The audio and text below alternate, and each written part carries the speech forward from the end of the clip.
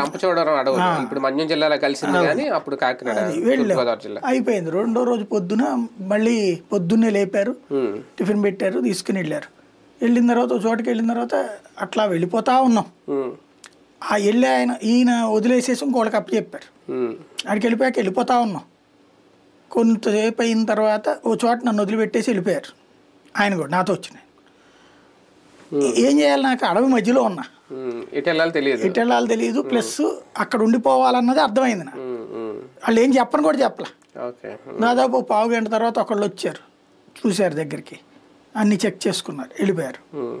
మళ్ళీ ఎవరేం మాట్లాడాల. మళ్ళీ ఓ పావు గంట తర్వాత ఇంకొకళ్ళు వచ్చారు, మళ్ళీ చూశారు, వెళ్ళిపోయారు. మూడోసారి వచ్చిన వాళ్ళు ముగ్గురు వచ్చారు, చూశారు, ఆగిపోయారు. ముగ్గురు మూడు వైపులకి వెళ్ళి తుపాకులు పట్టుకుని ఉన్నారు. ఒక పావు గంట తర్వాత ఓ 25 మందిని తీసుకుని అసలు నాయకుడు వచ్చారు. తర్వాత మొన్న ఈ మధ్యన లొంగిపోయినటువంటి నాయకుడు అనమాట. తర్వాత అతను వేరేగా కూడా లొంగిపోయే టైంలో కూడా ఇంటర్వ్యూ చేసి, అంటే లొంగిపోయేది కదా అప్పట్లో ఈ మావోయిస్టులది చర్చలు జరిగినాయి కదా, ఆ టైంలో కూడా ఇంటర్వ్యూ చేసి అతన్ని. అంత ఇది ఉంది. అది ఒకటి. ఇంకొకటి అయితే అసలు లుంగీలు కట్టుకుని వెళ్ళాం, కెమెరాల్ని దాన్ని ఏమంటారు గోతాల్లో వేసుకుని వెళ్ళాం, ఎక్కడికి వెళ్తున్నాం మనకు తెలియనిరు. అట్లాగా వాళ్ళు చాలా పకడ్బందీగా వ్యవహరిస్తారు.